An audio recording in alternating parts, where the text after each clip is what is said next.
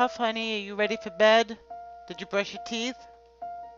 I'm not tired. I don't want to go to sleep. Can you tell me a story? Just one. Which one do you want? The one about the man. Okay, that's a good one.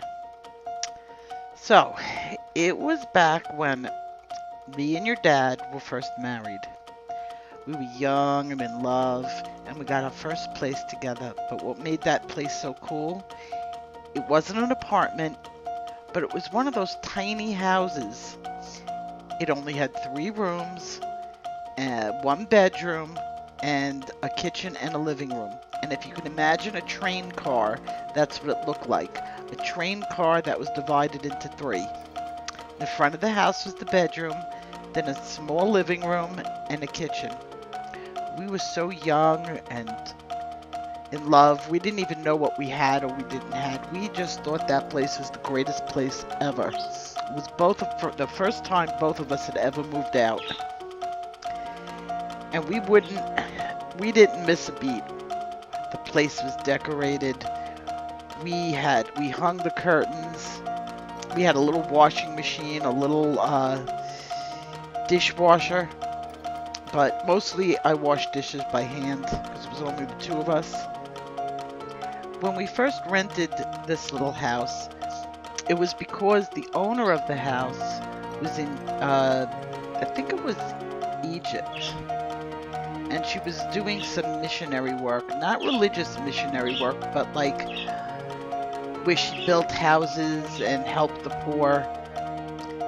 And she was going to be gone for 2 years, and she wanted us to live in this house. There had been somebody living there who was renting the place, just like us, probably for about 3 or 4 months, and it didn't work out. That's what we were told. And they had moved out.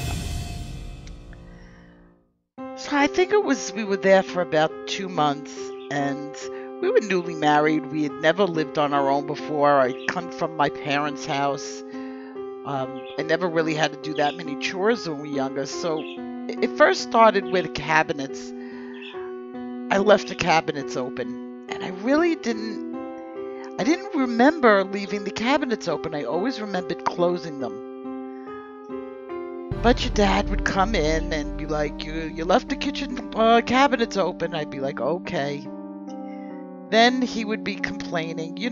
The shower, we used to keep the shower mat draped over the bathtub instead of always on the floor because we like to keep it clean.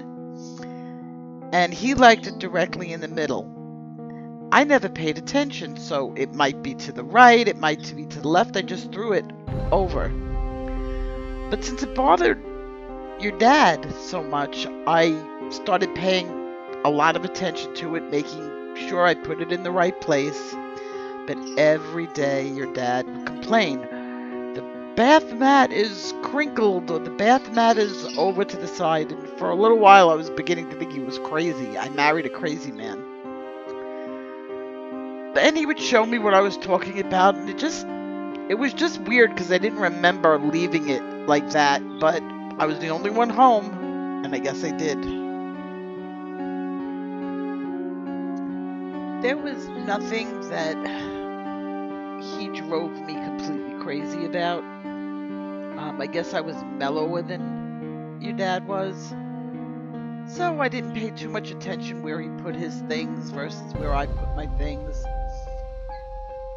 But there was a lot of things that drove him crazy. And things that I wasn't doing.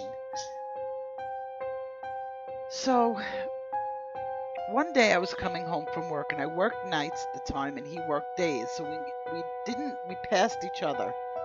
And we spent 2 full days together a week, but sometimes it was on opposite days and I was sleeping opposite hours than him. It was hard.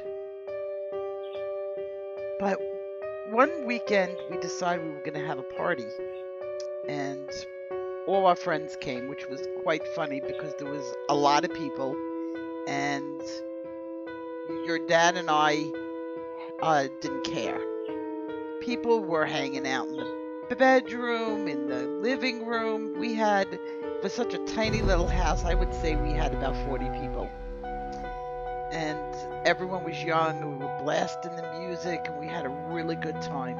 Towards the end of the night, there was maybe 6 or 7 people left. It was very late, and I went into the kitchen. There was nobody in the kitchen, and I started doing the dishes. And your father walked up behind me, and he put his arms around me. And like two young lovers, I sort of leaned into his body, and I felt his head go on my shoulder. And that's what had happened. All of a sudden, I heard his voice. And it was coming from the opposite side of the room. There was no way your dad was anywhere near me, yet I could swear that there was somebody basically hugging me, as clear as day. And I turned around, I got startled, like, who is this person touching me? There was nobody there. So later on that night, I told your dad what had happened to me. And he laughed at me, thought I was crazy, whatever. So I just laughed back, yeah, I'm a crazy lady, but you're married to me now, you're stuck with me. And we laughed. But it really wasn't that funny. I know I felt somebody behind me. Then I started getting these weird feelings. Now you're going to think, this is one wacky lady. It felt like somebody was watching me when I was alone in the house. And it got to the point where I would just say, get out of here, like out loud, that the feeling of this person watching me was so strong. And I would tell your dad, and he would laugh at me. We were completely convinced that I was going off the deep end. We were about 4 or 5 months living there of the 2 years that we stayed. And I got a phone call. And it was a very strange call. Now, mind you, this was years and years ago, before telephones were portable. You used to have to run across the house and grab a phone off the wall that was attached to a cord. And the phone rang, and I got up and I answered it, and it was I don't remember if it was a man or a woman. I think it was a man. And they were apologizing to me for not getting back to me soon enough. And I had no idea what this man was talking about. Well, when we took on the apartment, we expected the landlord to come back and live at the house when the time was gone, over. She didn't want us to change the phone number, so we just assumed the phone number, and so did the people who rented the apartment before us. We all had the same phone number, so I asked them,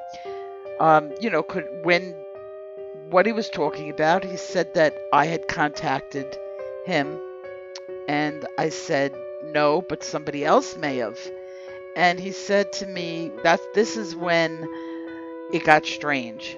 He said to me, well, whoever was in your house called me and wanted us to investigate a ghost in your house.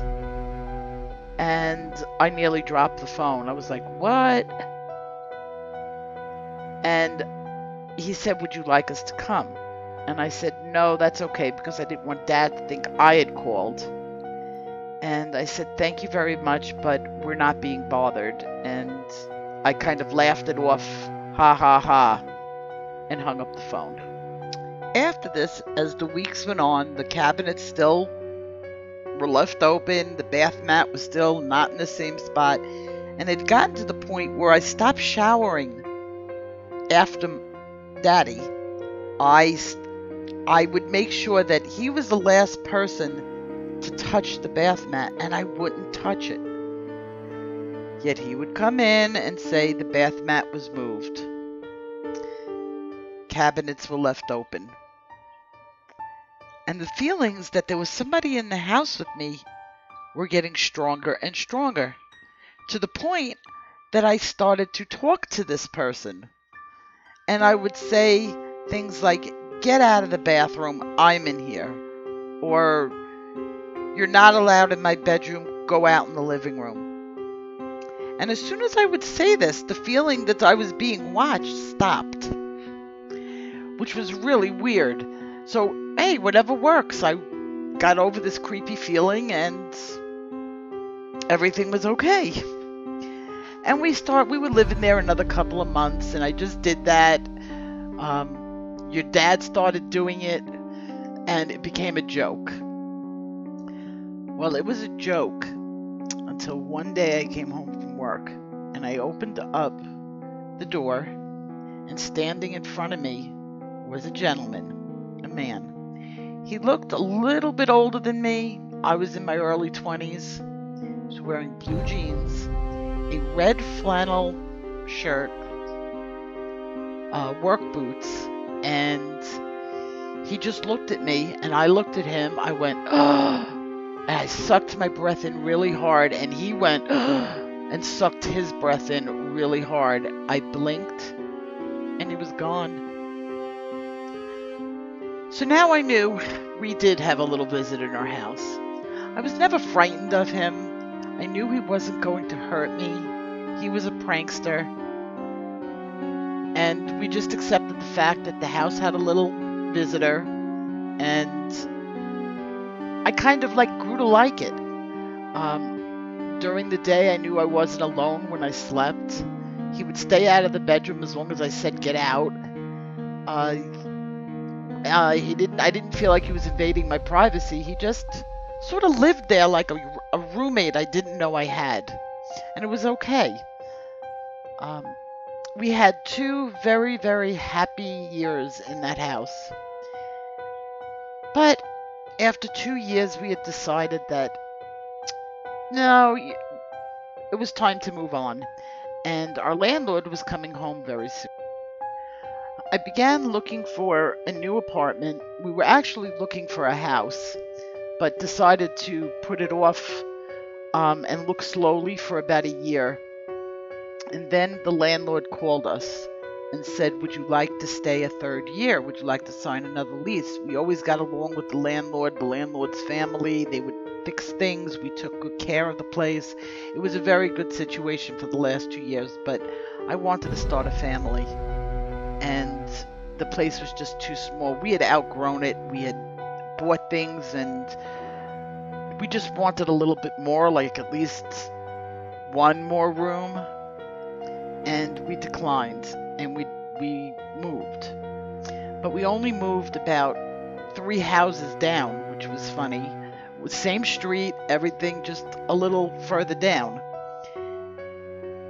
And before we actually moved in the house, I began to feel like a real sorrow in the house. It was like a sadness. And I knew that our little spirit man, we named him Jack, we knew that Jack did not want us to leave. You could just feel it. And I was a couple of days before I left. I felt he was around, and I said, listen, move with us. You can come. And of course, he wasn't talking to me back. I did not ever expect to hear him talk back. And I never saw him the second time. And that was that. We moved, and Jack was gone. He was out of our life.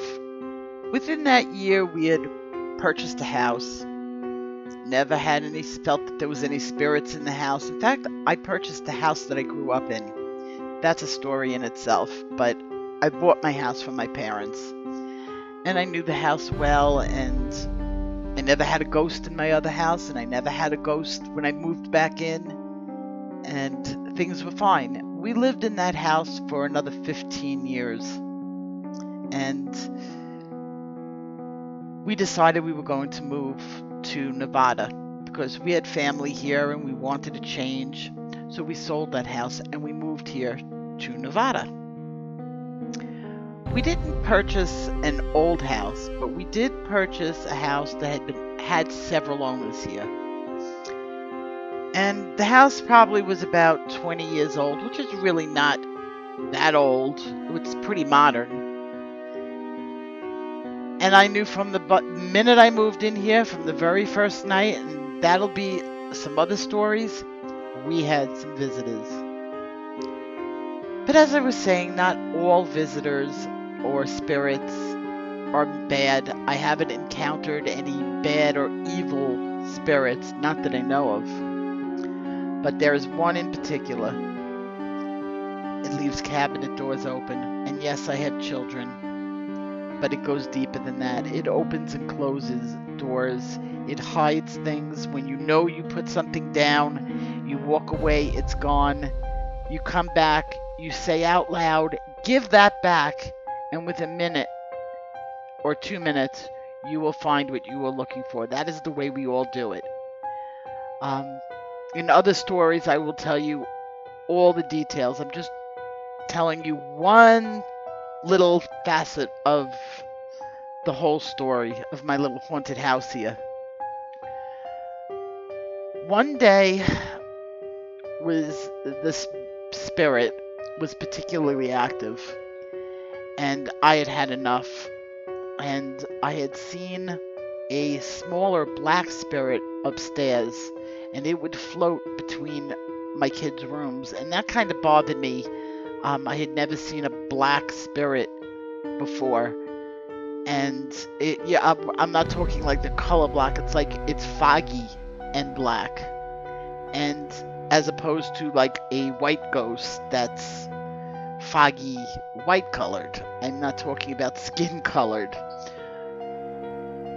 So I called in a friend who's always been into ghost hunting and into spirits and stuff. I said, what do I do? And he said, well, I have a friend who's really good. She will tell you who is in your house. And I said, okay. And he got me in touch with her.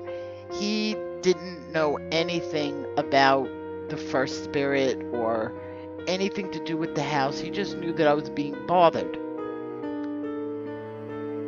And the woman called me. She was very nice, and she said, okay, what I want you to do is just hold the phone out, and I'm going to get a feeling for it. And I don't know how she does it, but after a few minutes, she said, okay, would you like to hear who is in your house? I was like, okay, let me know.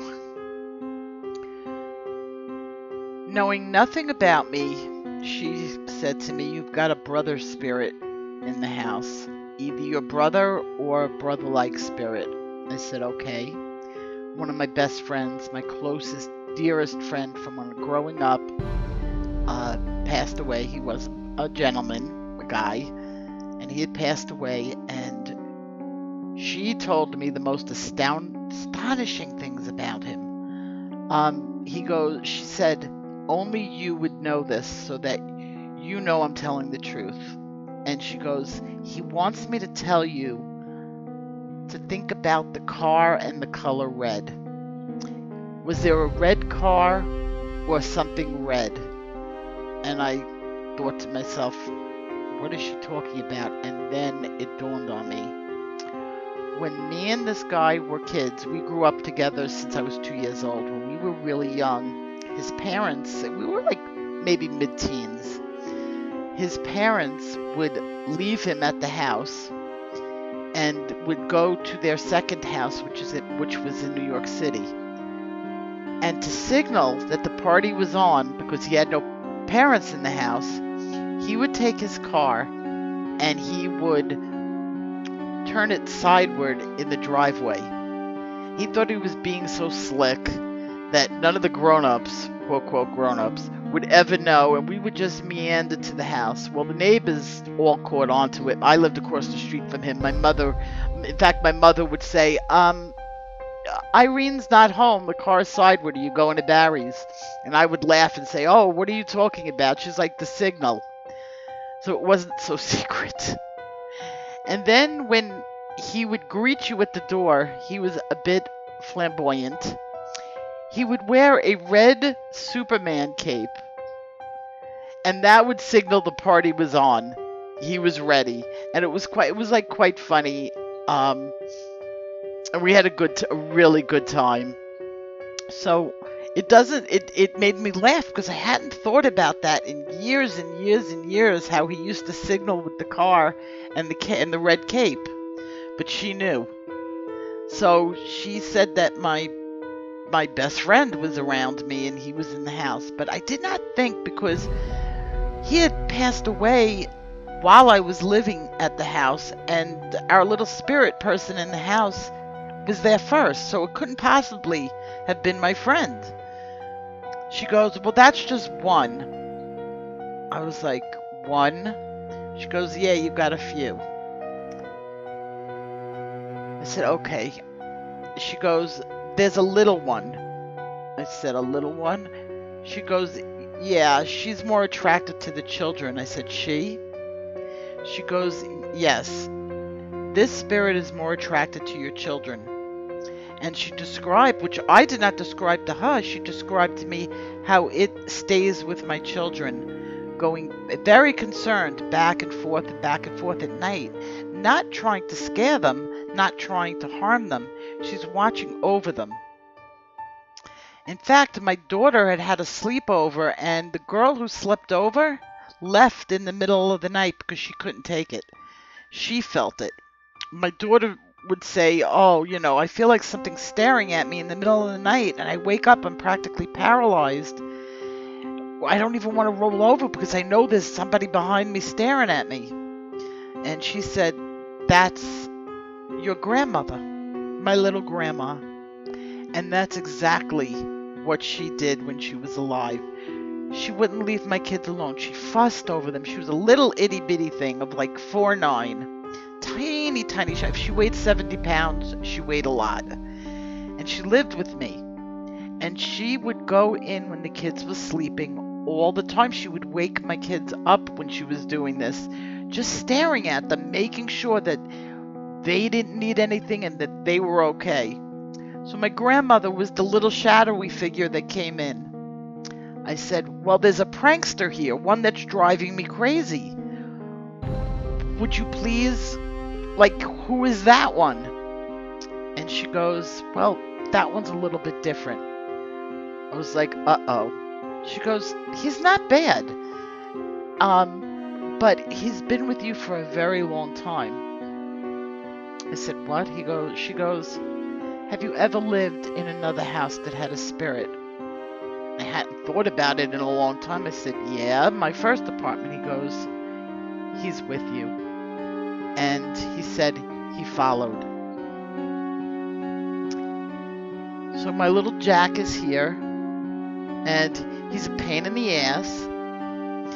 He still to this day will leave cabinets open, and you'll close them. He opens doors, leaves them open. You can sometimes hear him walking in, I have a room behind my craft room, and you could sometimes hear the lights going on and off in there. And in fact, I put a motion detector light in that room, and at night, if you look under the door, you could see the light going on and off throughout that room.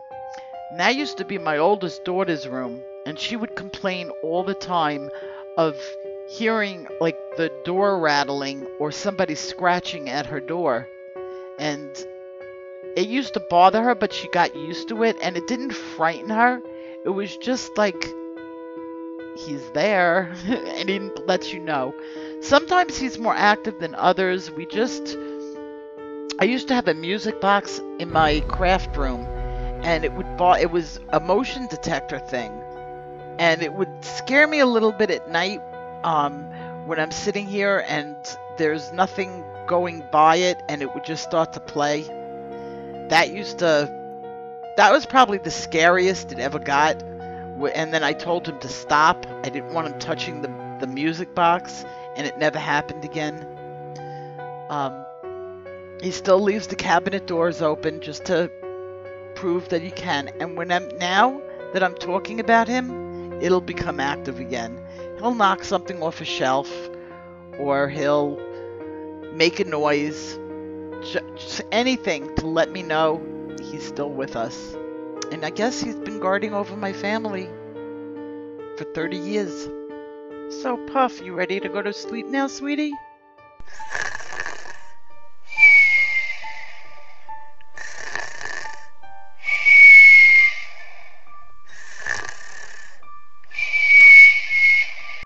I guess he was.